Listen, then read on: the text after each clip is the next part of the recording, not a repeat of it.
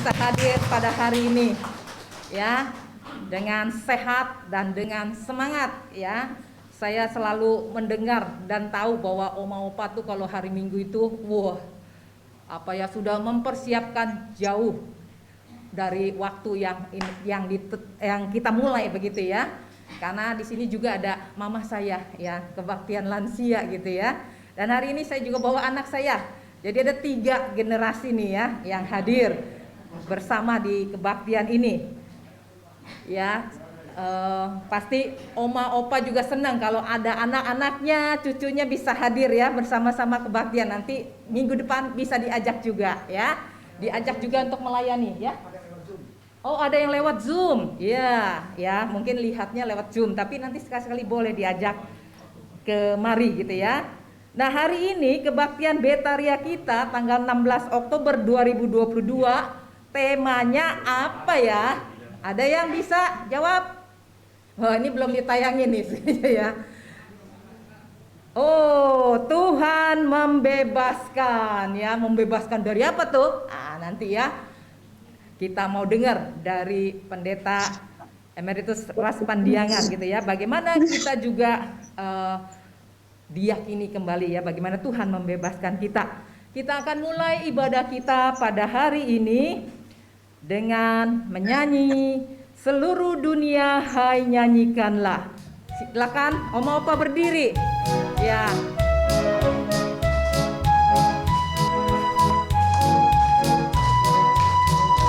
Seluruh dunia hai nyanyikanlah Allahku. Malaikat bergemar, pujian terdengar, dan alam tak lelah menaikkan sembah. Seluruh dunia hai nyanyikanlah Allahku.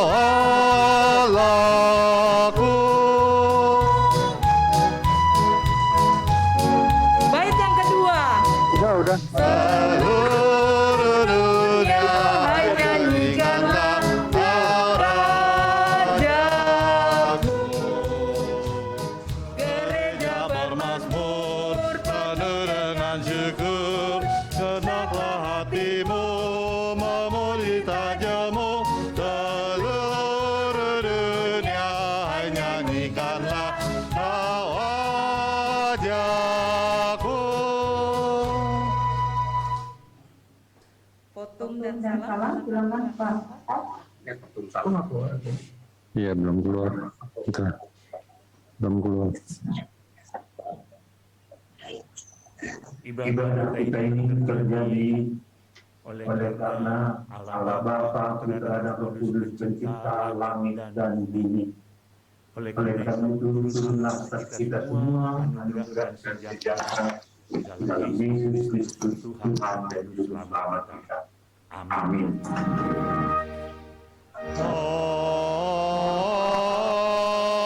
Amin, amin, amin.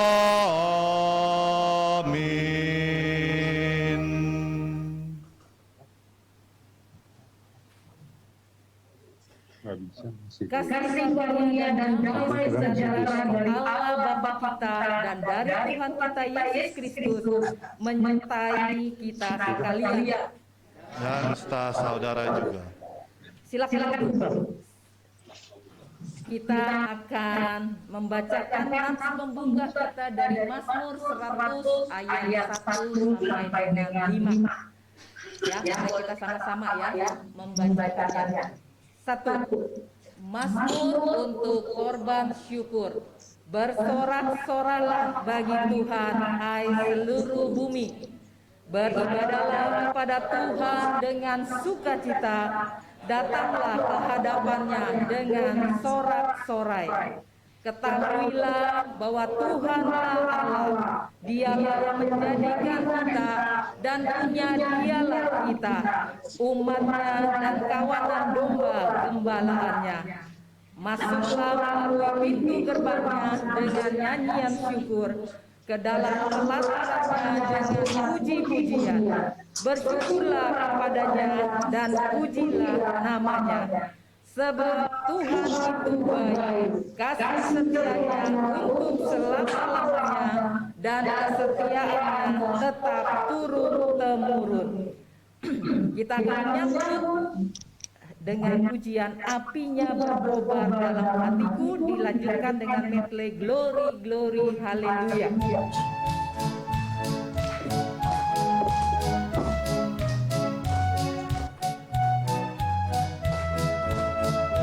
Apinya berkobar dalam hatiku,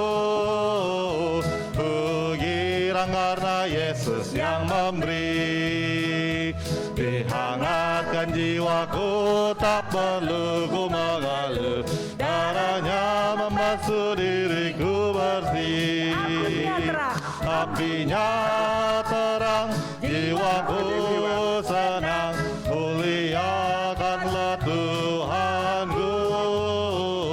Haleluya bergemar, Yesus Raja yang benar. Apinya berkobar dalam hatiku.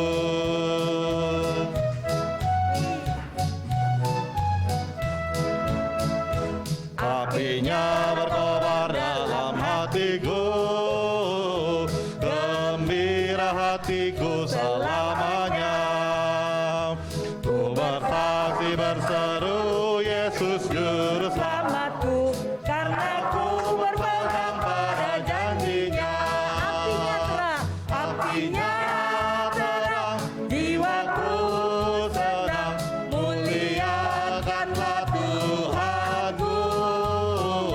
Haleluya bergemar, Yesus Raja yang benar. Apinya berkobar dalam hatiku. Sekali lagi, apinya berkobar dalam hatiku. Apinya berkobar dalam hatiku, jiwaku sama tanah kuasanya. Nyalakan di dalamku, mengalahkan seteru, memimpin hidupku seluruhnya.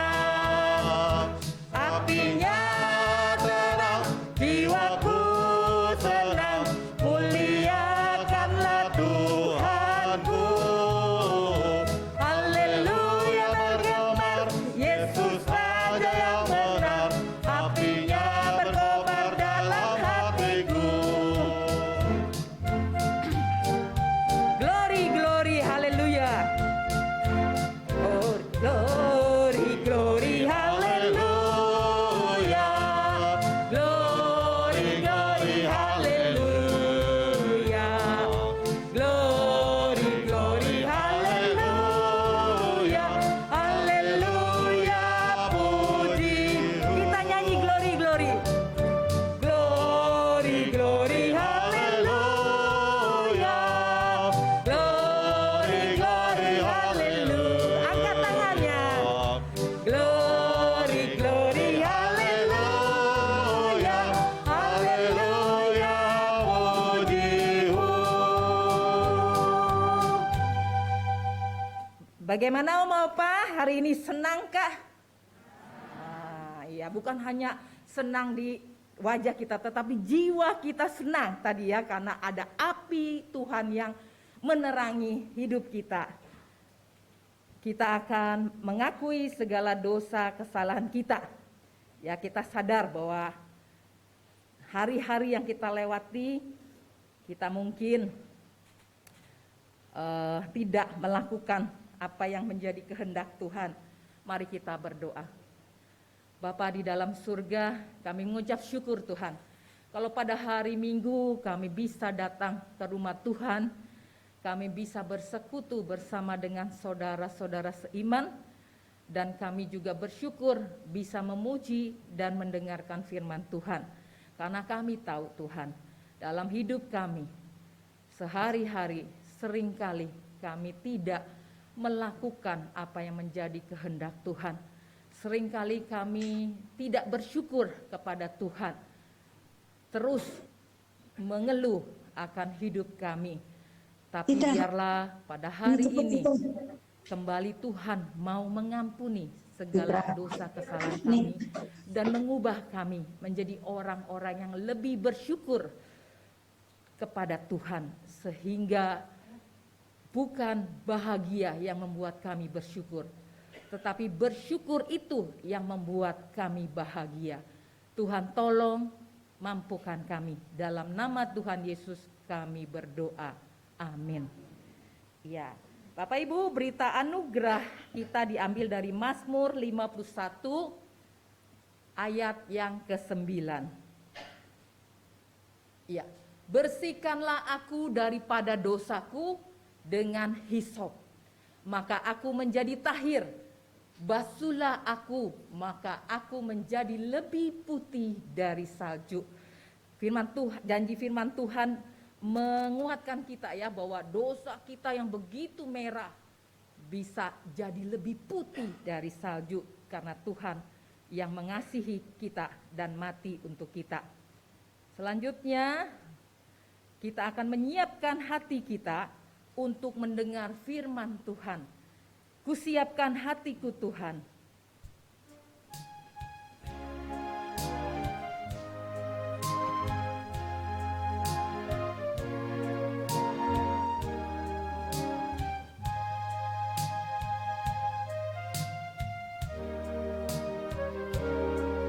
Kusiapkan hatiku Tuhan untuk dengar firman-Mu saat ini.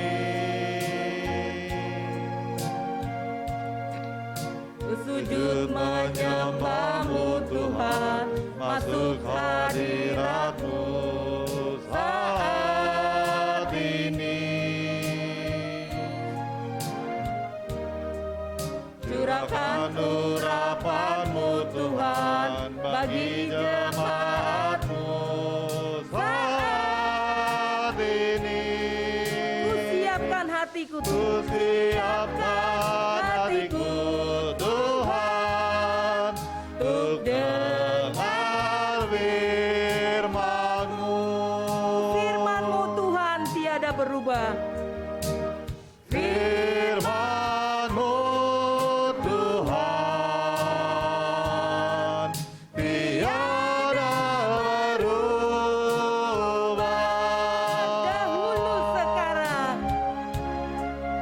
Dahulu sekarang selama-lamanya tiada berubah. Firman-Mu Tuhan, firman-Mu Tuhan, penolong hidupku. Hatiku telah siap Tuhan untuk dengar firman-Mu. Saya persilakan Pendeta Ras.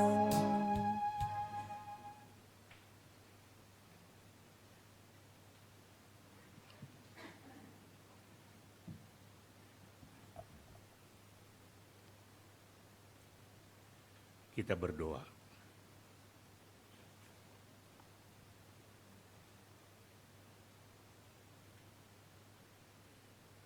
Kami siap dan rindu mendengar firman-Mu Tuhan. Karena kami sangat membutuhkan, baik untuk kehidupan kami di dunia ini sebagai penuntun, terang, bahkan pegangan kami menghadapi banyak hal, tapi juga memberikan pengharapan, penghiburan dan jaminan sampai kepada hidup yang kekal. Sebab tidak sedikit yang lalu ragu dan bimbang, apalagi ketika menghadapi banyak cobaan. Karena itu kami butuh firman-Mu. Terima kasih, kami meyakini sesuai dengan firman yang Kau janjikan kepada kami, di mana 2-3 orang berhimpun di dalam nama-Ku, di situ Aku hadir di tengah mereka. Terima kasih Tuhan, Engkau hadir melawat kami. Walau kami tidak bisa raba dengan tangan kami, tidak bisa kami lihat dengan mata jasmani kami, tetapi dengan mata iman yang percaya kepada firman-Mu, hati kami meyakini Engkau ada di tengah-tengah kami. Karena itu berbicaralah kepada setiap kami. Sebab setiap kami berbeda-beda kebutuhannya, walau mungkin ada hal yang sama.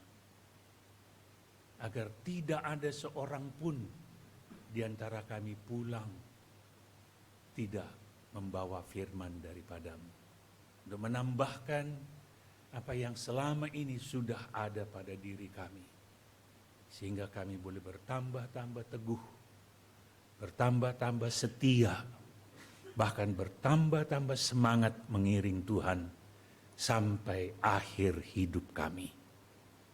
Terpujilah Tuhan yang dengar doa kami. Sesuai dengan janji-Mu, mintalah di dalam nama-Ku, itu akan dikaruniakan kepadamu. Sama-sama kita berkata, amin. Selamat pagi Bapak Ibu. Sesudah berapa tahun ya pandemi?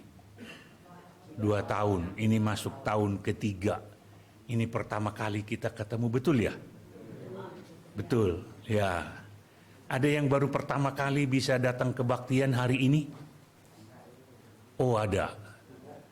Ya, itu lansia muda yang baru pertama kali.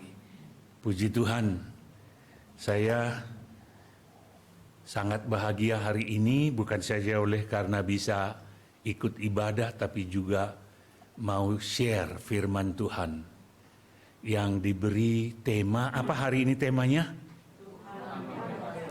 Tuhan membebaskan. Ada yang perlu dibebaskan pagi ini? Ada? Coba angkat tangan. Tidak ada yang perlu dibebaskan? Coba tak tinggi, kalau ada, jujur nih, apa? Minta dibebasin apa? Oh penyakit, saya pikir tadi utang gitu.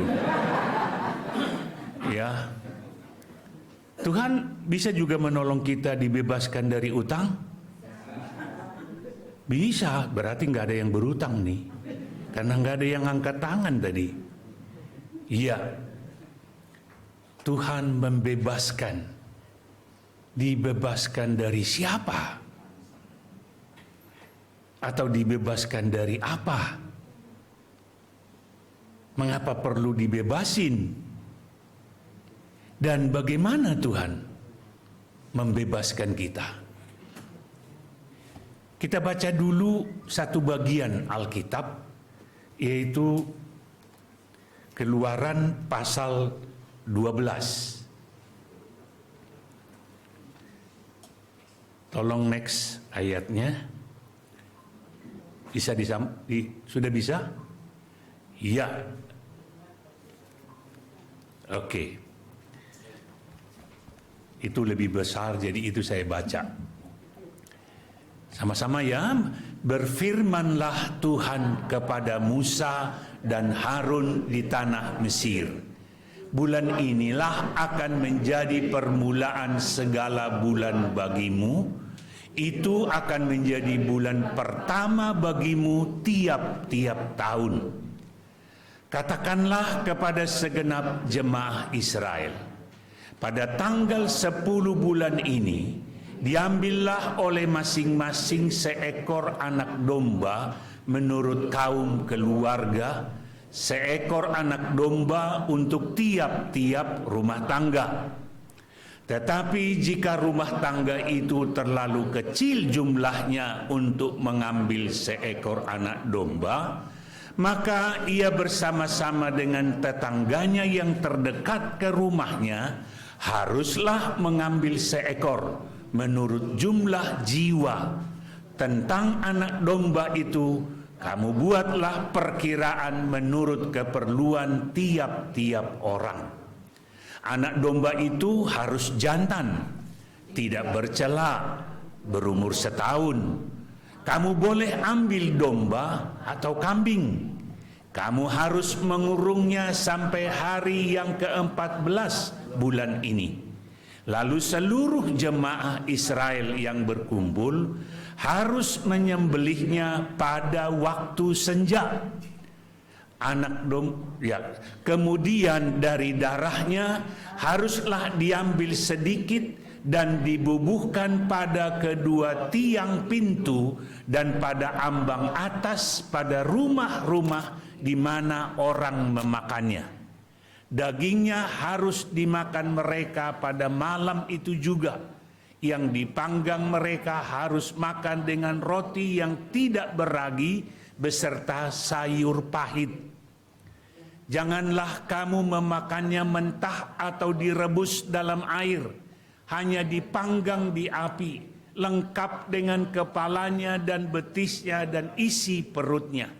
Janganlah kamu tinggalkan apa-apa dari daging itu sampai pagi. Apa yang tinggal sampai pagi, kamu bakarlah habis dengan api. Dan beginilah kamu memakannya. Pinggangmu berikat kasut pada kakimu dan tongkat di tanganmu. Buru-burulah kamu memakannya. Itulah Paskah bagi Tuhan.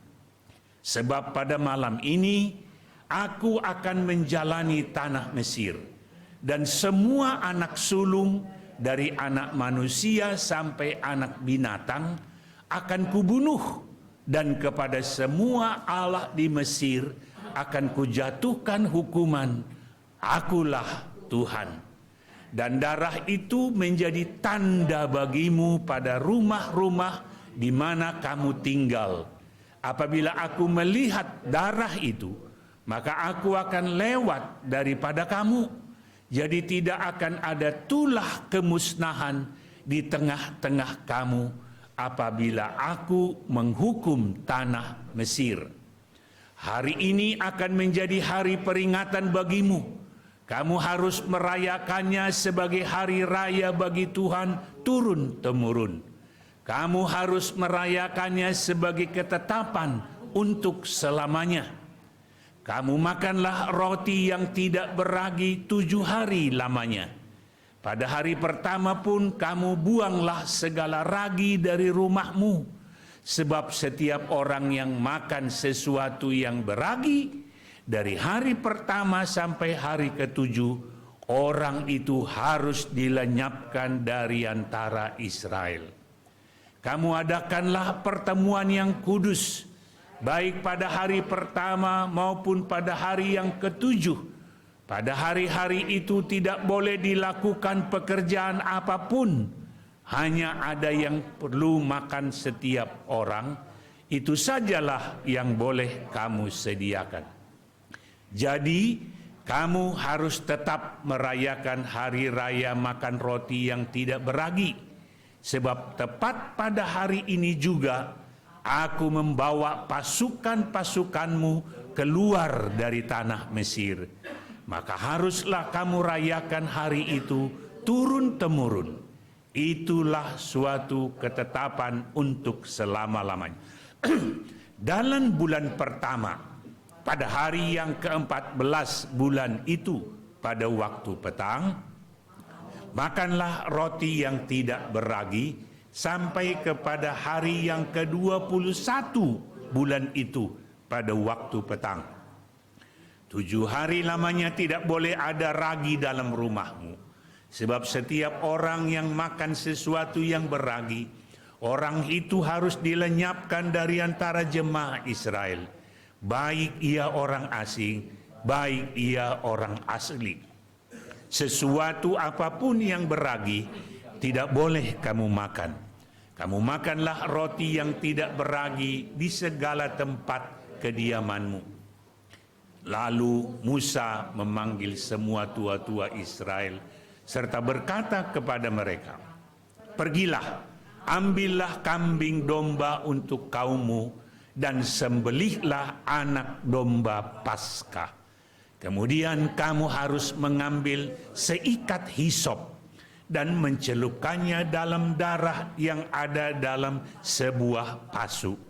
Dan darah itu kamu harus sapukan pada ambang atas dan pada kedua tiang pintu. Seorang pun dari kamu tidak boleh keluar pintu rumahnya sampai pagi. Dan Tuhan akan menjalani saya ulangi, dan Tuhan akan menjalani Mesir untuk menulahinya. Apabila ia melihat darah pada ambang atas dan pada kedua tiang pintu itu, maka Tuhan akan melewati pintu itu dan tidak membiarkan pemusnah masuk ke dalam rumahmu untuk menulahi. Kamu harus memegang ini sebagai ketetapan sampai selama-lamanya bagimu dan bagi anak-anakmu. Dan apabila kamu tiba di negeri yang akan diberi Tuhan kepadamu, seperti yang difirmankannya, maka kamu harus pelihara ibadah ini. Dan apabila anak-anakmu berkata kepadamu, apakah artinya ibadahmu ini? Maka haruslah kamu berkata, itulah korban Paskah bagi Tuhan yang melewati rumah-rumah orang Israel di Mesir ketika ia menulahi orang Mesir, tetapi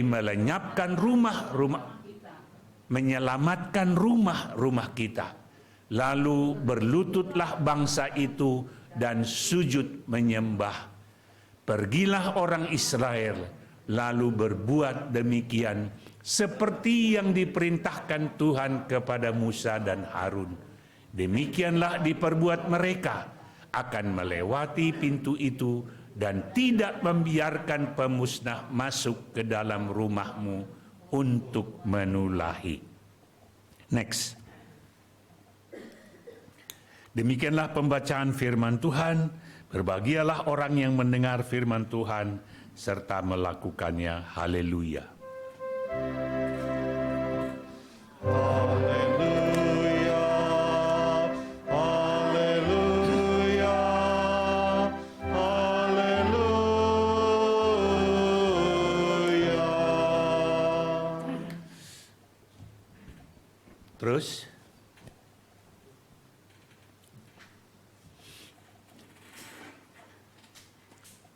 Allah membebaskan. Siapa yang dibebaskan?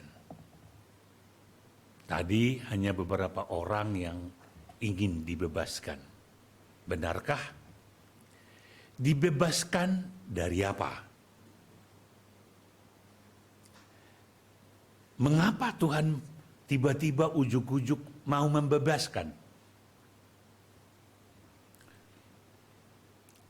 Di dalam Keluaran 2 ayat 23 sampai 24. Di sana kita baca orang Israel masih mengeluh karena perbudakan.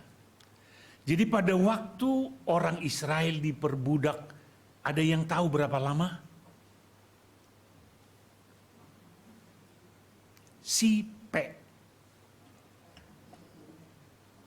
Bukan sebentar ya. Berapa? 400 tahun.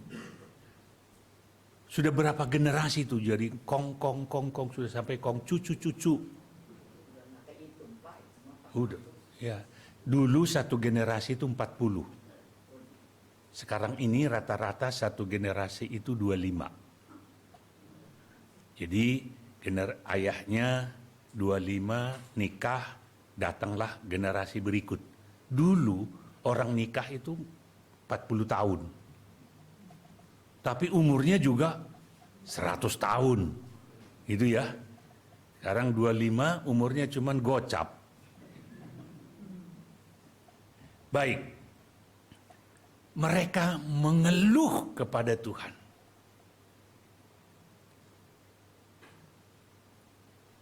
Mereka berteriak-teriak, Tuhan tolong. 400 tahun berteriak, lama-lama kali berkata begini, Tuhan udah gak mau dengar. Terlalu lama. Ya. Tapi rupa-rupanya derita itu bukan makin ringan atau sama aja terus tiap tahun. Rupanya makin hari makin berat. Jadi mereka juga semakin menjerit kepada Tuhan. Lalu Allah mendengar mereka. Mengapa mereka didengar? Bukan karena kondisi mereka. Bukan. Karena Tuhan mengingat perjanjiannya. Itu Keluaran 2 mulai ayat 23 sampai 24. Kalau Anda bawa Alkitab boleh lihat. Kalau Anda bawa alat tulis, garis di bawahnya mengingat perjanjiannya. Jadi dari kata ini kita sekarang diteguhkan, dikuatkan. Jangan ragu pegang janji Tuhan. Karena Tuhan pasti ingat janjinya. Tuhan pasti genapi janjinya. Tuhan tidak pernah bohong. Tuhan tidak pernah berdusta. Cuman kapan dia ingat janjinya itu, nah Tuhan yang tahu. Kapan waktu yang tepat. Tapi pasti. Jadi betapapun penderitaan itu masih terus berkepanjangan seperti orang Israel. Tetaplah pegang apa? Janji Tuhan. Di mana saudara bisa dapat janji ini? Di mana? Di dalam firman Tuhan. Itu sebabnya jangan malas baca karena di situ ada janji dan janji itu pasti. Nggak ada lagi yang bisa kita pegang di dunia ini. Dulu ada orang yang pegang duit. Dia merasa aman asal dia pegang duit. Tahu-tahu waktu itu tahun 66 terjadi sanering. Sanering itu adalah kebijakan moneter di mana nilai uang dirubah. 1.000 rupiah menjadi 1 rupiah. Masih ngalamin ya? Barusan ada yang jual rumah 150 juta, waktu itu udah gede itu. Tiba-tiba menjadi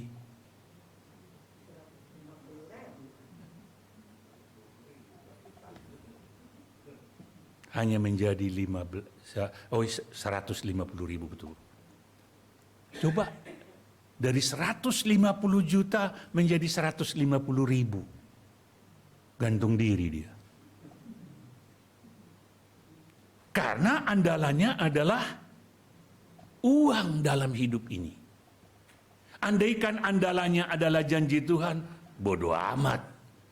1.000 jadi 1 rupiah, aku hidup bukan dari rupiah, tapi dari Tuhan yang menjanjikan, jangan kamu khawatir apa yang kamu makan, minum, pakai. Itu nggak berubah. Mau rupiahnya berubah nilainya, janji Tuhan tidak pernah. Karena Tuhan kita itu dari dulu sampai sekarang, sampai selama-lamanya tidak pernah berubah. Dan kalau dia mau menggenapi janjinya, tidak tergantung situasi. Kalau manusia masih tergantung situasi. Umpamanya, ketika ekonominya lagi baik, dia janji, nanti deh kalau kamu sudah mau menikah, Papa siapin rumah. Ya, 1 untuk kamu. Tapi kamu cari dulu pasanganmu. Kalau sudah, bawa ke orang tua, nanti masa persiapan pernikahan, rumahmu kita buat. Janji nih. Si anak mantap. Nikahlah dia persis pandemi. Papanya bilang, ya tunggulah, situasi nggak mungkin. Ya tapi saya mau menikah, jadi ini tinggal di mana? Ya ikut di sini, ya nggak enak wah. Sesak-sesak karena saudaranya banyak. 1 rumah. Manusia tergantung situasi. Tuhan tidak. Itu bedanya. kapanpun dia bisa genapi. Ya, Tuhan mengingat perjanjiannya. Apa sih janjinya kepada Abraham dan Yakub? Bahwa Tuhan akan memberkati mereka dan akan memberi negeri kepada mereka, tempat tinggal untuk mereka yang disebut dengan tanah Kanaan. Padahal waktu itu mereka ada di mana? Di Mesir. Ya, lagi di Mesir. Udah 400 tahun nih. Karena dulu waktu Yakub pindah itu di Kanaan tuh lagi paceklik, pergi mereka ke Mesir, anaknya jadi raja di situ, namanya Yusuf. Wah, jadi makmurlah mereka, sehingga tinggal di situ, lalu beramak pinak di situ. Tapi sesudah Yusuf mati, gantilah raja yang tidak suka bangsa Israel. Mulailah ditindas. Tapi ditindas makin beranak pinak, makin dikerasi penindasannya. Tetap aja nggak bisa habis tuh orang Israel. Susah pun makin banyak anaknya. Ya, ternyata di Jakarta juga begitu. Hidupnya susah, anaknya makin. Jadi bukan hanya orang Israel. Makin jengkellah Raja Mesir. Makin dibuat peraturan. Sampai yang paling keras. Terakhir. Kalau anaknya lahir laki, bunuh katanya kepada petugas-petugas kesehatan. Waktu itu yang berperan adalah bidan. Ya, bidan diperintahkan. Kalau anak laki, bunuh ketika kamu menolong. Kalau anak perempuan, biarin. Itu nanti akan menjadi istri-istri dari orang Mesir. Dan istri harus tunduk pada suami. Jadi nggak usah takut lagi kita. Sebab mereka makin takut melihat jumlahnya orang ini makin banyak. Jangan-jangan nanti negeri ini dikuasai oleh mereka. Kira-kira begitulah. Ya. Lalu dilanjutkan dengan di Keluaran 3. Ya. Sebelum pasal 12 tadi hari pembebasan itu, aku telah memperhatikan dengan sungguh kesengsaraan mereka.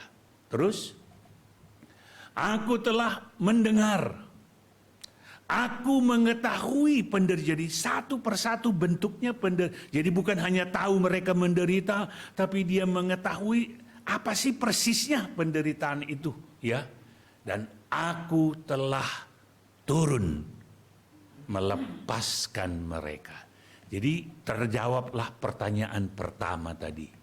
Siapa yang mau dilepaskan? Orang mengapa mereka dilepaskan? Mereka memang sedang menderita. Tapi bukan penderitaan ini yang menjadi alasan Tuhan membebaskan mereka. Alasannya adalah karena orang yang menderita ini berteriak terus minta tolong kepada Tuhan. Jadi tolong perhatikan baik-baik nih. Ini adalah kata kunci nih. Tidak semua yang menderita itu akan ditolong. Yang ditolong adalah yang berseru-seru kepada Tuhan. Tentu karena mereka percaya. Yang berseru yang ditolong. Tapi itu pun seruan ini tidak langsung Tuhan dengar. Tuhan tunggu waktu yang tepat, dia tahu kapan untuk menolong mereka. Yaitu ketika derita mereka sudah semakin hebat, biasanya mereka semakin putus asa. Perhatikan ya. Ketika pertolongan datang saat-saat kita udah pasrah. Udah, enggak ada. Mau apa deh Tuhan, terserah deh. Lalu tiba-tiba ditolong. Pertolongan ini biasanya menjadi nilainya sangat kita ban kamsia. Karena udah nggak ngarap. Sudah nggak ngarap. Jadi mereka sudah istilahnya itu sudah angkat. Ketika orang sudah angkat tangan, Tuhan turun tangan. Aku turun untuk melepaskan mereka. Luar biasa kan Tuhan kita itu? sangat-sangat bijaksana. Dia tidak pernah terlambat menolong. Yang dia nantikan daripada kita adalah setia, terus percaya dan berharap kepada. Jadi jangan pernah putus asa. Rasul Paulus ketika mengerti hal ini, dia memberi nasihat kepada jemaat di Korintus. Di suratnya surat Korintus pertama pasal yang ke-10 ayat 13. Kamu tidak akan dicobai melampaui kekuatan. Karena itulah dia mengetahui persis. Dia tahu kemampuan kita. Karena itu dia tidak akan biarkan kita bablas hancur karena pencobaan. Enggak. Tetapi ingat, karena dia tahu, maka kita jangan manja. Dikit-dikit Tuhan, dikit-dikit, lalu mengeluh. Enggak. Tetaplah berharap, tetaplah berseru minta tolong. Karena pada waktu yang tepat, Tuhan akan bertindak. Jadi kalimatnya, Tuhan tidak pernah terlambat menepati janjinya kepada orang yang berharap kepadanya. Sama-sama, Tuhan tidak pernah terlambat menepati janjinya kepada orang yang berharap padanya. Sekali lagi, Tuhan tidak pernah terlambat bertindak untuk menolong orang-orang yang tetap berharap padanya. Ya, jadi tetaplah berharap. Nah, tetap berharap itu mesti terwujud dalam sikap kita. Kita masih setia berdoa, masih setia beribadah. Sekalipun barangkali kita merasa beban ini, Tuhan udah nggak sanggup. Aku tahu kok, aku yang menciptakan kamu. Saya tahu kok kekuatanmu. Saya tahu kok simpananmu. Saya tahu kok anumu. Saya tahu. Dia tahu persis.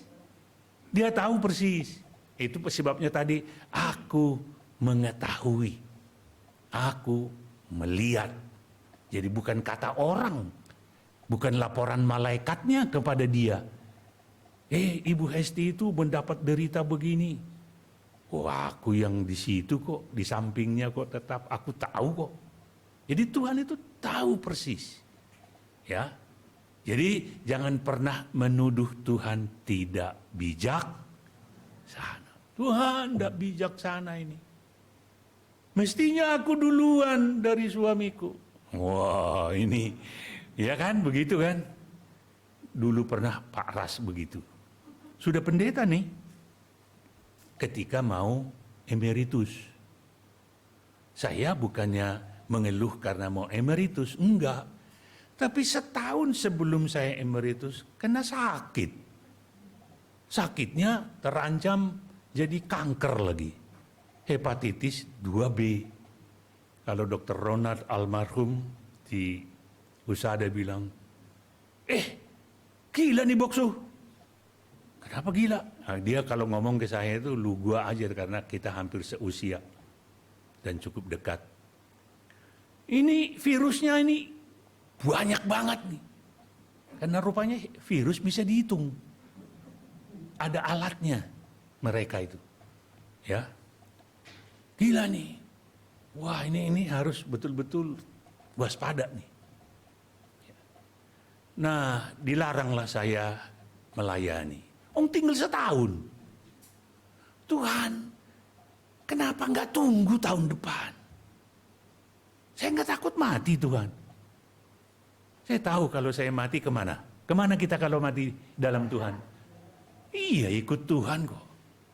Tapi nggak bijaksana nih. Saya masih bisa melayani 1 tahun ini, biarinlah saya gunakan sisa 1 tahun ini. Kok dikasih sakit? Dan yang kedua, kalau mau sakit, jangan sakit ini, karena saya melayani orang yang biasanya kalau hepatitis itu perutnya gede dulu. Sakitnya lama. Nanti kalau jemaat lihat itu, Lah pendetanya dulu bilang kuasa Tuhan luar biasa. Mana kuasanya kok boksunya gitu? Nanti imannya pada mundur. Ini saya mau ngajarin Tuhan nih ceritanya ini. Saya koreksi Tuhan. Benar terjadi nih tahun 2001. Saya emeritus 2002. Ya.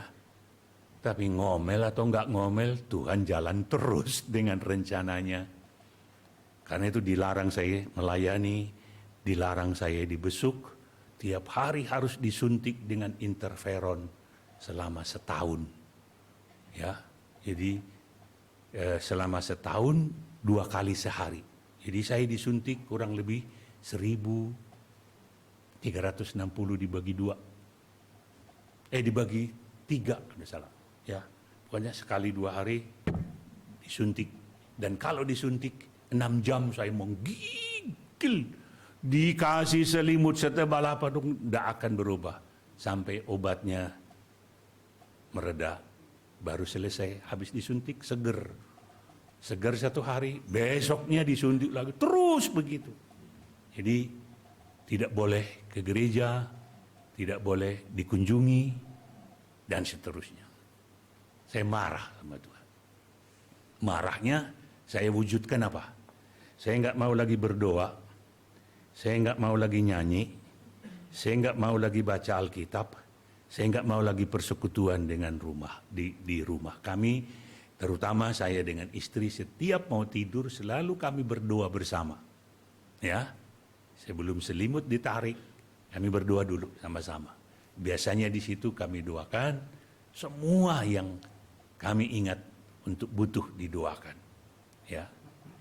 Dan ketika saya sakit, istri saya yang mimpin sekarang. Ayo Pak nyanyi, nyanyilah sendiri. Ayo Pak ini ayatnya hari ini, bacalah sendiri. Dia enggak bertanya ke saya kenapa, enggak ngomel, tapi rupa-rupanya hatinya udah boleh mikir, ini pendeta udah enggak pendeta lagi nih. Ada pendeta enggak mau berdoa, pendeta mana itu? Dia enggak cerita ke saya, rupanya cerita ke anaknya. Pendek cerita, saudara sekalian. Saya diboyong sama anak saya ke rumahnya, dipaksa. Kalau dulu saya yang maksa mereka waktu kecil, sesudah kita tua, kita dipaksa sama anak. Itu firman Tuhan loh. Ya, jadi saudara-saudara yang sudah harus diatur oleh anak, nurut. Karena dulu kita bilang kepada anak kudu, karena firman Tuhan bilang begini, waktu engkau masih muda, engkau mengatur dirimu, kau mengikat pinggangmu, kau pergi kemana engkau mau. Tapi sesudah engkau tua, orang lain akan mengikat pinggangmu dan membawa engkau kemana engkau tidak suka. Ya, hei teman-temanku lansia, nurut sama anak. Siapa yang suka bengkeng? Saya tahu ini satu nih. Ini yang di depan suka bengkeng. Yang lain ada enggak di samping Ibu Hesti? Karena merasa masih gagah, nggak mau diatur, gitu ya. Tapi ingat nih, kalau kita udah makin tua, makin tergantung kepada anak. Itulah sebabnya jangan jauh-jauh anaknya dari rumah kita, supaya dekat-dekat. Ya, ini sedikit ngelantur tentang berontak kepada Tuhan, menganggap Tuhan itu tidak bijak. Tahu-tahu Tuhan mengatakan melalui seorang pengkhotbah, dia khotbah dia tidak kenal saya datang ke gerejanya. Apa yang kau alami itu demi kebaikanmu. Tuhan sangat bijak mengatur hidupmu. Tangannya terus begitu kayak saya ke Pak Indra. Nggak ke sana, nggak ke sini. Terus, saya pikir, kok dia tahu saya? Kan kadang-kadang begitu ya, dengar pengkhotbah, kok dia tahu saya? Jadi jangan berontak. Itu demi kebaikanmu, itu penutup khotbahnya. Saya bilanglah sama Tuhan, Tuhan, Kalau ini demi kebaikan saya, hei virus, selamat datang.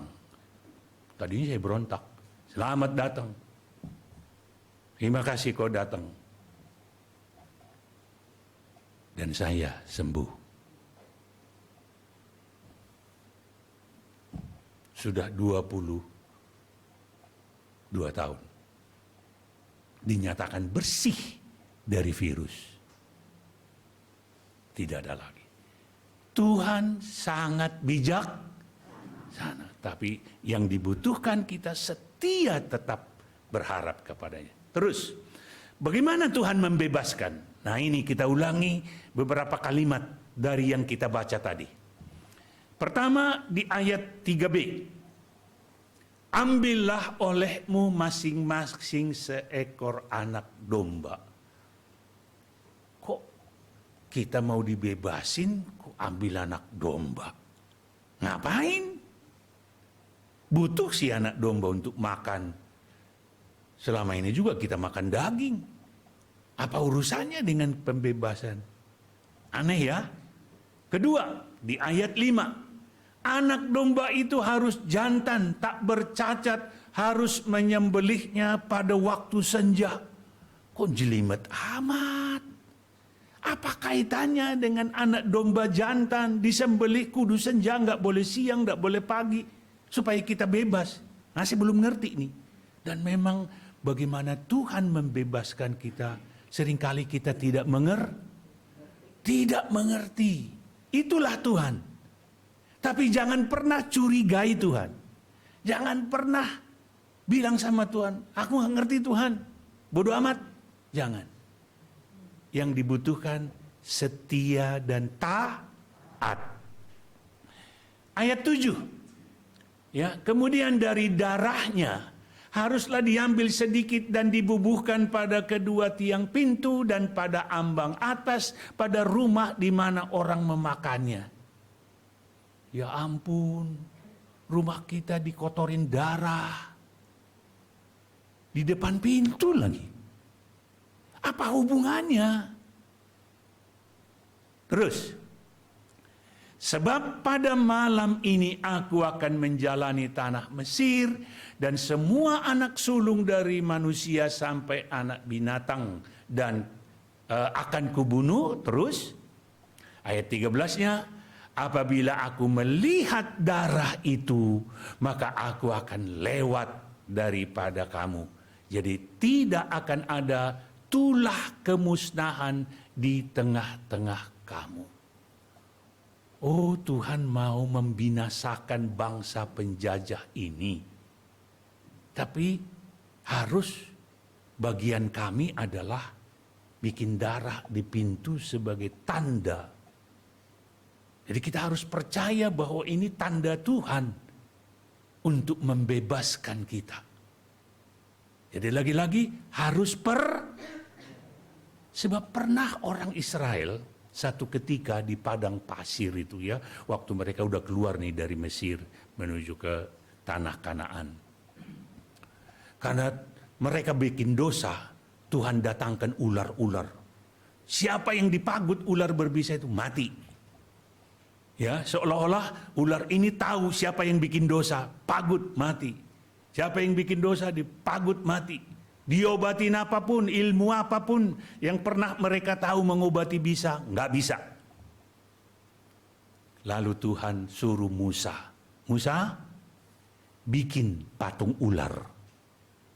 Taruh di tongkatmu atau di kayu, angkat tinggi-tinggi di tengah-tengah perkemahan itu. Katakan kepada mereka, siapa yang dipagut ular dan lihat ular ini, dia akan sembuh. Lah apa hubungannya lihat doang bisanya ular hilang? Gak ada, kecuali percaya. Hanya percaya, butuh mereka percaya. Kalimat Tuhan ini butuh dipercayai sekalipun seringkali tidak masuk akal. Cobalah umpamanya contoh. Lebih berbahagia yang memberi daripada menerima. Masuk akal enggak? Anda terus beri, keluar. Masuknya kurang, keluarnya banyak. Lama-lama, sipun. Iya kan? Tapi itu firman Tuhan. Kalau keluar itu adalah untuk memberi, bukan karena keluar karena kecelakaan, dirampok orang, tapi dengan niat mau Tuhan bilang, kamu akan berbahagia. Nah, orang yang berbahagia adalah orang yang diberkati. Orang yang diberkati adalah yang berbahagia. Masuk akal? Enggak. Enggak. Apabila kamu dijahati, jangan balas. Tapi doakan. Lah, orang jahat kita doain apa? Biar disambar geledek. Itu doanya. Biasanya kalau orang jahatin kita, doa kita apa? Nah, iya. Biasanya jelek. Biarlah dia macam-macam yang jelek-jelek gitu. Bukan minta doa kita supaya Tuhan, saya doakan Pak Indra yang jahatin saya. Ya. Oh, kita doain orang yang makin jahatlah dia. Tapi itulah Tuhan. Ya. Itulah Tuhan. Karena disitulah letak percaya itu muncul. Ketika tidak masuk akal. Disitulah muncul. Dasarnya cuma percaya doang. Gitu kan? Nah, saudara-saudara, darah itu nanti tanda bagiku. Kamu akan kubebaskan, kamu tidak akan ikut kubinasakan, tapi taruh dulu tanda ini. Jadi nurutlah mereka pada waktu itu. Entah bagaimana nanti hubungan darah itu dengan kelepasan kita, kita tunggu aja. Kita percaya aja. Sebab percaya dan menanti dengan sabar itu satu paket. Tidak boleh dipisah itu. Jangan begitu percaya langsung tokcer. Percaya itu harus disertai dengan sabar menanti. Nah, terus bangsa Israel sama sekali tidak mempertanyakan ya cara Tuhan membebaskan walau tidak masuk akal. Mereka nggak bertanya pada Musa, Musa, kenapa harus dengan tetangga? Aku sama tetanggaku kurang akur. Memang satu domba untuk kami lebih atau kurang.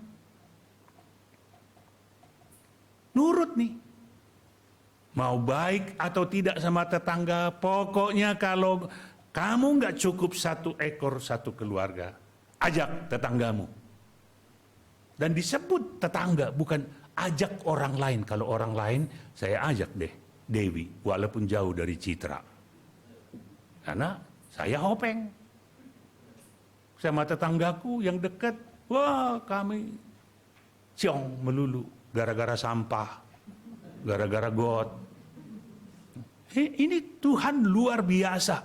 Pokoknya nggak boleh kita musuhan sama tetangga.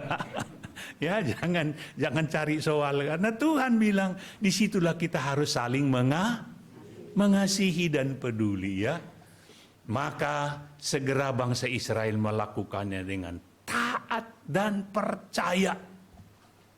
Dan semua yang ikut melakukannya, karena bukan hanya orang Israel, ada juga orang-orang yang ikut percaya gitu ya.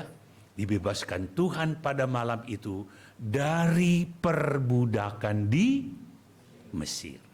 Berikut. Nah, sekarang syarat pembebasan itu adalah, perhatikan, nanti apa kaitannya dengan pembebasan orang yang butuh dibebaskan. Satu, sembelih domba jantan kambing harus usia setahun. Dua, dan tidak bercela besarnya sesuai dengan kebutuhan keluarga. Ya, sebab tidak boleh ada sisa. Tiga, bila keluarga itu terlalu kecil, nah, untuk seekor, ajak tetangga. Empat, harus mengurungnya sampai hari ke-14. Disiksa dulu itu. Disiksa dulu.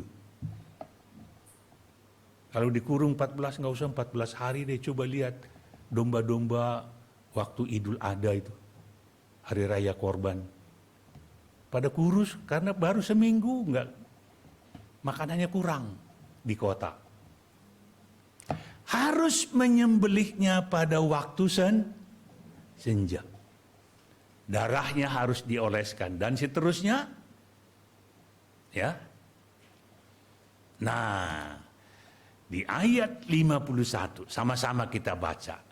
Dan tepat pada hari itu juga Tuhan membawa orang Israel keluar dari tanah Mesir.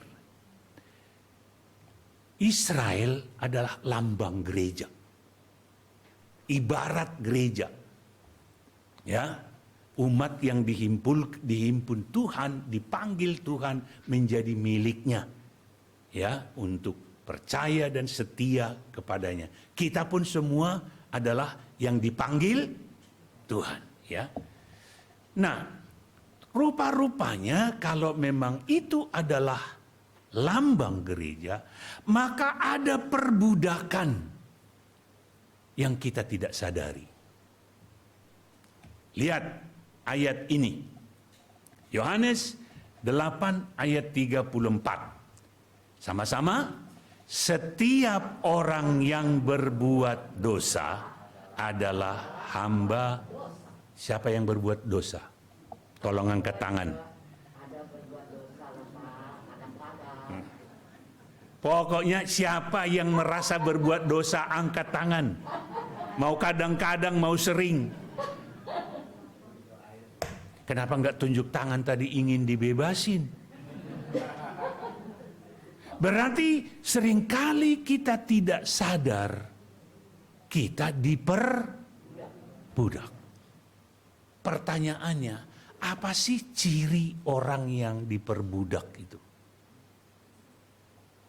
Orang yang diperbudak artinya dikuasai hidupnya, diatur hidupnya, dikekang. Seperti kita kemarin dikuasai oleh pandemi. Kita mau keluar nggak boleh. Apalagi pakai masker ngapan. Ini hari ini juga khotbah bodo amat. Ya, saya kalau khotbah pakai itu ngap-ngapan saya. Maka tadi waktu Ibu Dewi ngajak nyanyi, saya cuma bisik-bisik, ngap. Nggak bisa, ya. Jadi ciri-cirinya adalah hamba, dia tidak bisa melawan. Padahal yang dilakukan itu dia nggak suka. Umpamanya, orang Mesir waktu itu disuruh bikin batu bata. Dan batu bata itu ukurannya harus sekian, jumlahnya harus sekian. Dia nggak mau, nggak suka, nggak bisa, tapi kudu. Jadi kadang-kadang kita nggak mau marah. Marah dosa nggak? Banyakan dosa. Jarang marah, kita marah suci seperti Yesus. Ya, Anda memang kepingin marah. Tapi karena dosa menguasai, memperbudak kita, marah terus, malah sudah disuruh, jangan marah-marah, angger aja bawel terus. Itu tanda diperbudak. Jadi kita nggak bisa menguasai diri, tidak bisa melawan. Rasul Paulus pernah bilang begini, apa yang aku tidak suka, apa yang aku tidak ingin, tapi itu yang kulakukan. Gak tahu, saya nggak diuraikan itu Roma pasal 7 itu. Sampai dia menjerit, wah celaka aku ini, siapa yang bisa bebaskan aku dari tubuh maut ini? Sebab tubuh ini terus kepingin melakukan sesuatu, sebenarnya aku nggak suka. Aku ingin melawan, tapi nggak bisa. Coba ingat-ingat, Anda tahu benar itu dosa. Anda tidak ingin lakukan, tapi dilakukan aja terus. Itu tanda diperbudak. Dan akibatnya kita menderita. Bahkan tidak bebas mau melayani Tuhan. Kalau ditanya mau melayani Tuhan, mau. Ditawarin pelayanan, nggak mau. Dibuka kesempatan, tidak mau. Pertanda apa? Diperbudak. Kita nggak bebas menjatuhkan pilihan kita. Ya. Nah, lalu Rasul Paulus memberi nasihat kepada kita. Supaya kita sungguh-sungguh merdeka, Kristus telah memerdekakan kita. Sama-sama. Supaya kita sungguh-sungguh merdeka, Kristus telah memerdekakan kita. Ini ayat hafalan minggu depan. Oke? Sebab kalau hanya kita berupaya hidup baik, bisa enggak? Enggak bisa. Enggak bisa, ya. Karena itu di dalam 1 Petrus 1, nanti ada kesempatan untuk mencatatnya, ya. Di 1 Petrus 1 Rasul Petrus berkata begini, kamu telah ditebus dari cara hidupmu yang sia-sia dengan darah yang mahal. Sekarang ingat darah itu. Harus kau taruh begini, harus kau sembelih. Domba itu makanan, makanya Yesus disebut domba apa tadi? Domba Paskah. Darahnya itu yang menjadi tanda dan alat keselamatan kita. Kamu telah ditebus dari cara hidupmu yang sia-sia itu.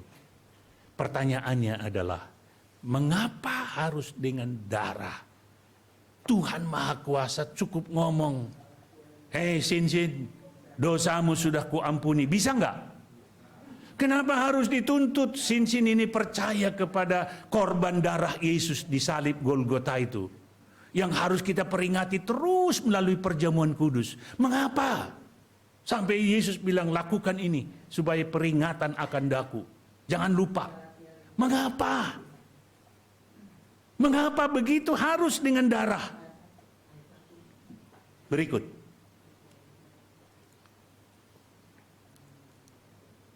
Imamat 17 ayat 11. Hafalan yang kedua.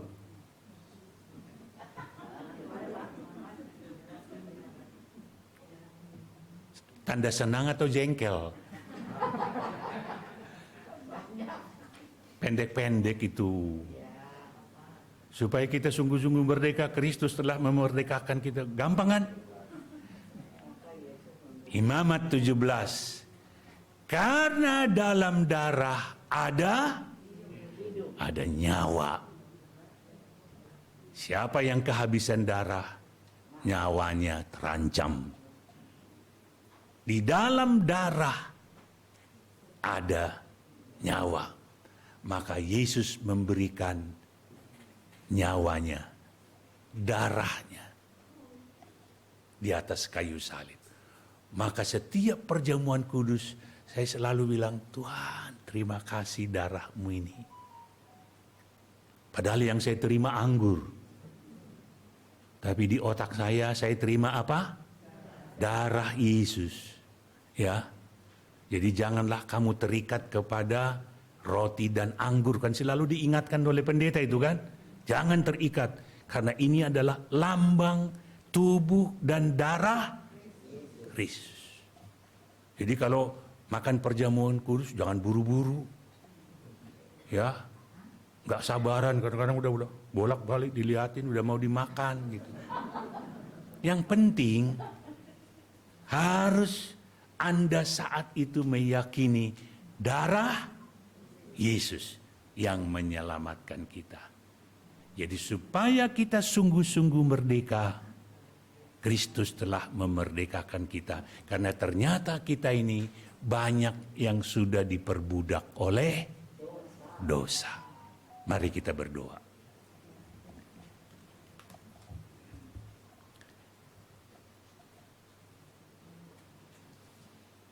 Terima kasih Tuhan Yesus.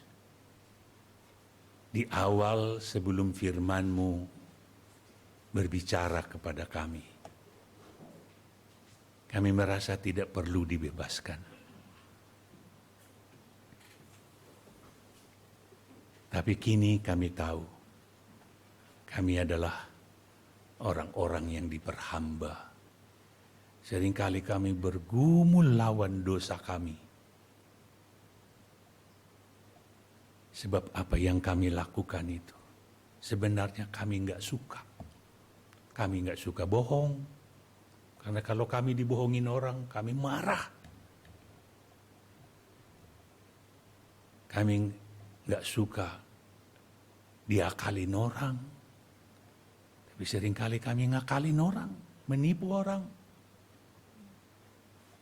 Kami tidak jujur. Padahal kalau kami tidak dijujurin oleh orang, kami marah. Karena sesungguhnya kami tidak suka ketidakjujuran itu. Tapi kami tetap lakukan. Itu pertanda kami dikuasai oleh mamon-mamon itu. Ampuni kami Tuhan. Hari ini kami baru sadar yang bisa membebaskan kami adalah ketika kami percaya darah Yesus ditumpahkan, nyawa Yesus diberikan untuk menebus nyawaku, nyawa kami semua.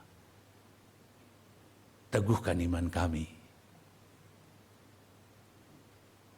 untuk keyakinan ini Tuhan, supaya kami tidak ragu lagi. Sehingga setiap kali nanti kami perjamuan kudus, kami melakukannya dengan memberi makna yang berbeda. Terima kasih. Amin.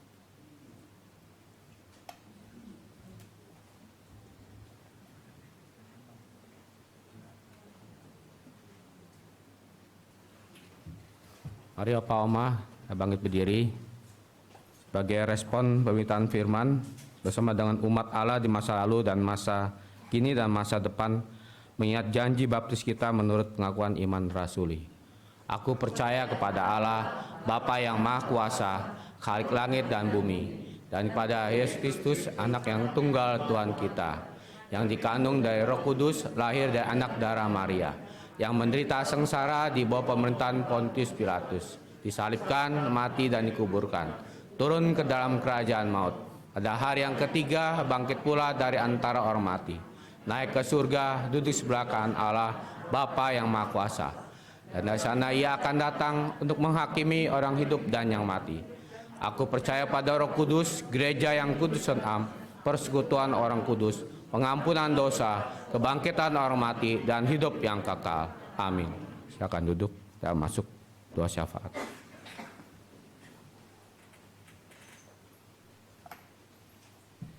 Mari kita naikkan doa syafaat. Tuhan, kami berdoa syafaat untuk gerejamu, khususnya di perniagaan. Tuhan tolong topang agar setiap anggota jemaatnya makin bertumbuh dengan benar di dalam firman Tuhan. Kami berdoa untuk bangsa dan negara kami. Tuhan tolong pemerintah kami menghadapi masa-masa sulit seperti ini, khususnya goncangnya kepercayaan kepada kepolisian. Munculnya persoalan-persoalan besar seperti narkoba dan perjudian online yang dikait-kaitkan dengan kepolisian. Kalau pengawas sudah terlibat, apa jadinya bangsa ini akan hancur lebur. Lebih-lebih situasi seperti ini bertepatan dengan panasnya politik karena berlomba-lomba merebut kekuasaan di tahun 2024 pemilu. Tuhan, tolong pemerintah kami, tolong aparat negara kami supaya mampu mengatasi ini. Kami bersyukur kami mengenal Allah kami yang setia terhadap bangsa kami. Karena sudah berulang kali diuji oleh persoalan-persoalan kenegaraan yang berat. Tapi selalu ada jalan keluar. Terima kasih Tuhan. Kami bersyukur untuk Presiden kami Jokowi. Mampukan dia untuk mengendalikan semua ini, termasuk mengarahkan siapa yang sebaiknya jadi presiden, menggantikan dia. Kalau dia masih Tuhan mau pakai, pasti bisa. Tolonglah Tuhan, supaya semua yang telah dirintisnya, dimulainya, bahkan sudah dikerjakannya, bisa diteruskan, bahkan bisa lebih baik lagi. Kami berdoa untuk mereka yang sakit, baik karena pandemi ini yang kami tidak tahu, atau karena sakit lain seperti saudara Riana, sakit hidung perih. Juga saudara Yucoy, yang ternyata sekarang sudah susah jalan. Seperti yang Tuhan katakan kepada bangsa Israel. Aku telah lihat, aku mengerti, aku mengetahui derita mereka. Karena itulah Tuhan, kami bawa mereka semua ke hadapan-Mu, agar Tuhan kiranya menolong. Dan bagi kami yang hadir di sini, mungkin membawa beban doa. Kiranya Tuhan mau dengar. Kasihani kami. Silakan ucapkan doamu secara pribadi di hadapan Tuhan. Berbisik pun, dalam hati pun, pasti Tuhan dengar.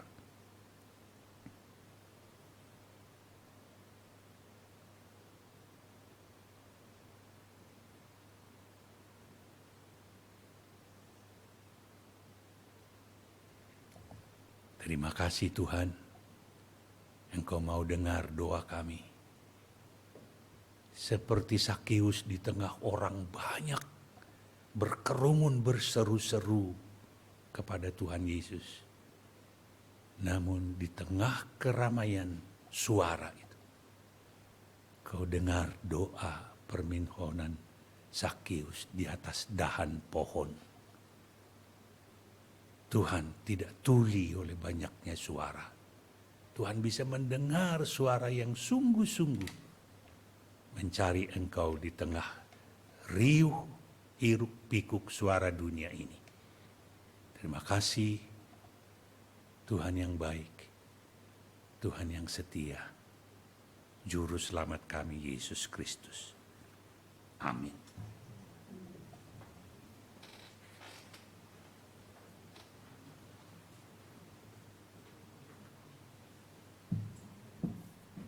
Oma Opa hari ini diberikan kesempatan lagi untuk membawa ucapan syukur kita kepada Tuhan melalui persembahan syukur.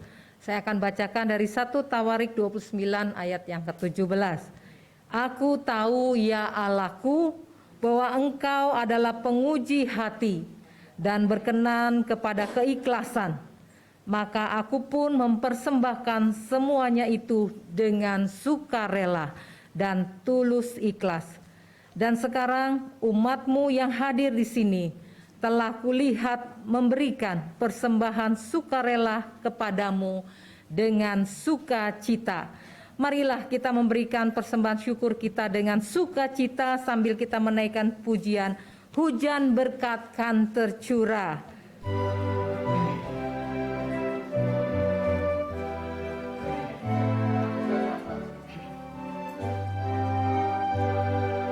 Hujan berkat kan tercurah, itulah janji kudus. Hidup segar dari surga kan diberi penebus. Hujan berkat-Mu, itu yang kami perlu.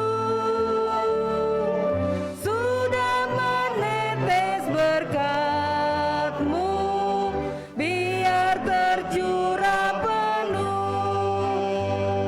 Hujan berkat kan tercurah bagi kita. Hujan berkat kan tercurah, hidup kembali segar. atas bukit dan lurah, bunyi derai terdengar. Hujan berkat-Mu, itu yang kami perlu. Sudah menetes berkat-Mu, biar tercurah penuh. Hujan berkat kan tercurah. Hujan berkat kan tercurah. Kini kami berseru, berilah dengan limpah ruah, agar genap sabda-Mu. Hujan berkat-Mu, itu yang kami perlu.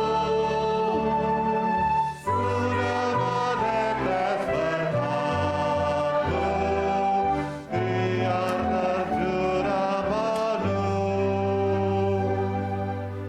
Kita nyanyi karunia.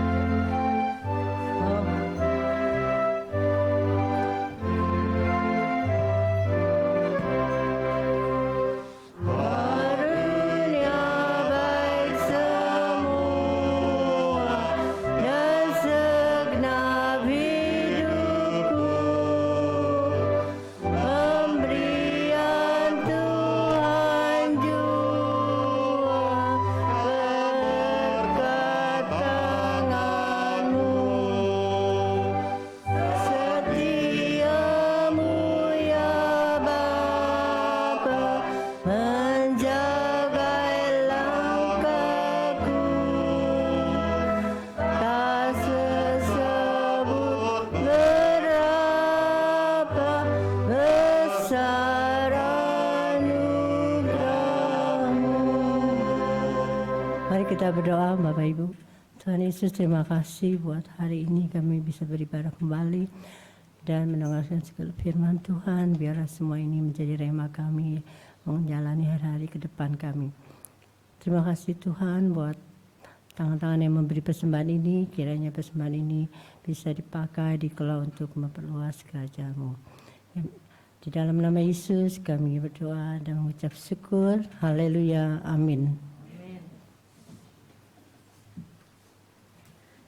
Kita tetap berdiri, kita akan menyanyikan nyanyian pengutusan kita, Saya Mau Ikut Yesus. Kita akan nyanyikan 2 kali.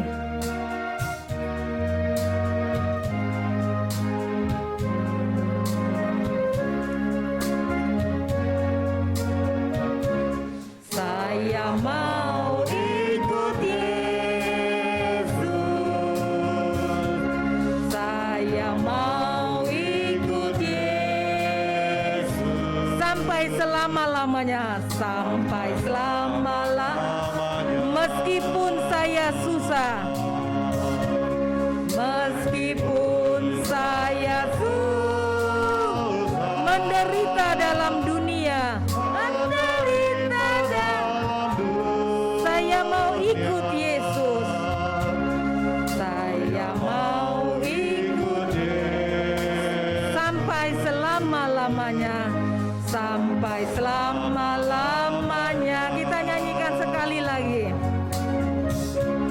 Saya mau ikut Yesus, saya mau ikut Yesus,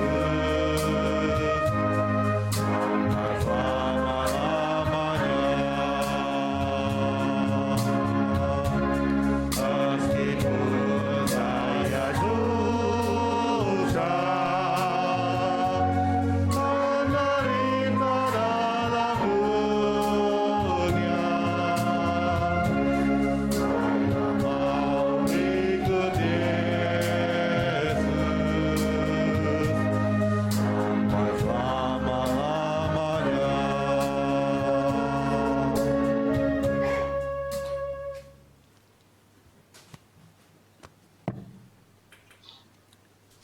Sekali lagi Tuhan, seperti pujian kami mau ikut Yesus apapun yang terjadi.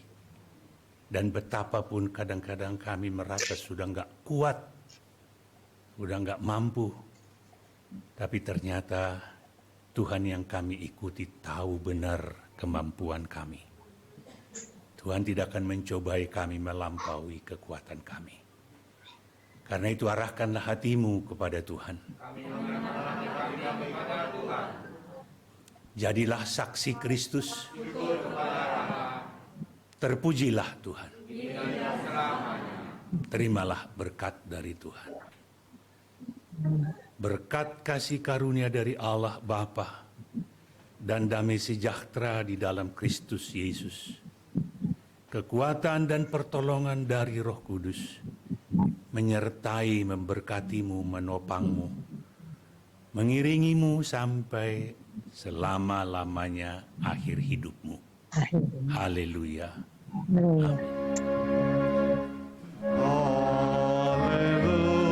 haleluya, haleluya,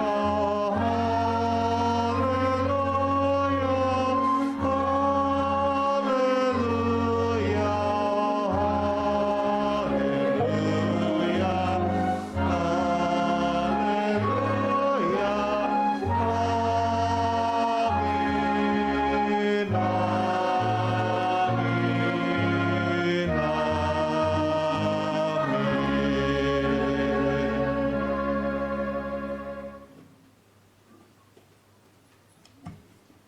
Ya, Om Opa, silakan saat teduh.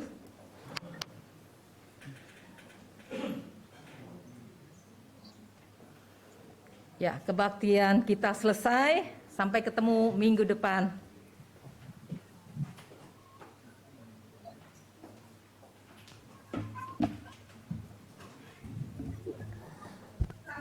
Selamat pagi Bapak Ibu sekalian. Watalisan hari ini, pertama ucapan terima kasih kepada Pendeta Emeritus Ratmandiangan yang telah menyampaikan firman-Nya, yaitu Tuhan membebaskan. Saya yakin Bapak Ibu juga yang Tuhan telah membebaskan paras dari penyakitnya. Kita juga di umur 60 tahun pasti punya pengalaman ya Bapak Ibu ya.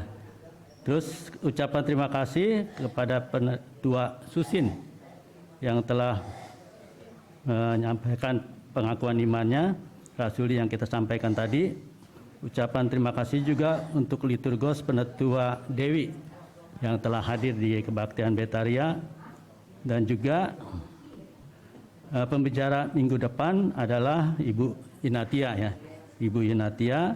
Kemudian tugas kelompok minggu depan adalah kelompok Ayub, Ibu Hesti.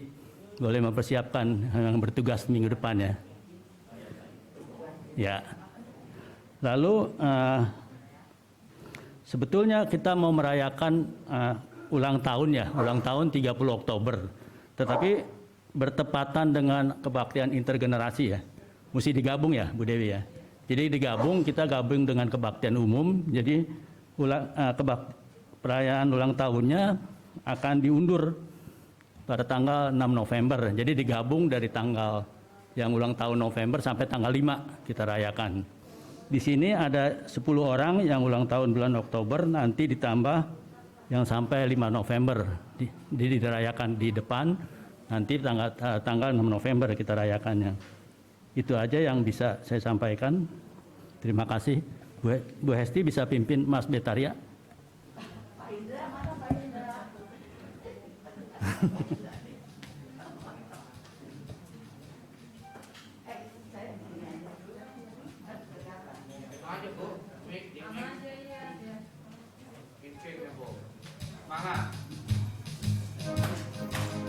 Ayo, mari bangkit berdiri ibu-ibu Pak. Betaria bahagia, Betaria ceria, menolak duka, menetap padanya di singgasana baka, surya harapan. Betaria bahagia, senantiasa berkarya,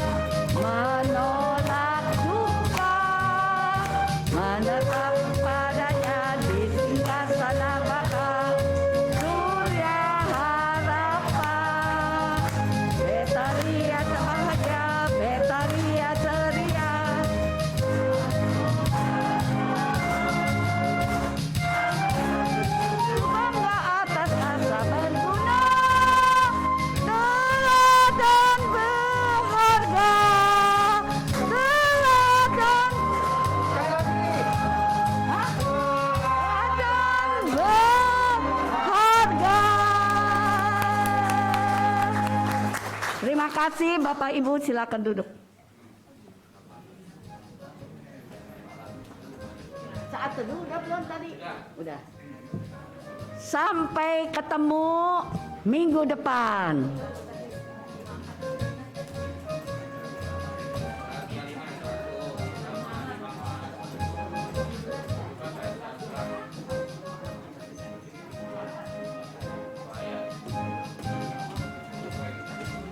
Chef, terima kasih Chef. Sama-sama Ci, senang bisa melayani di sini. Iya, iya. Baru pertama kali ya Ci? Iya. Harus sering-sering. Makanya biasanya kan pendamping doang ini Iya, beneran kalian rangkap.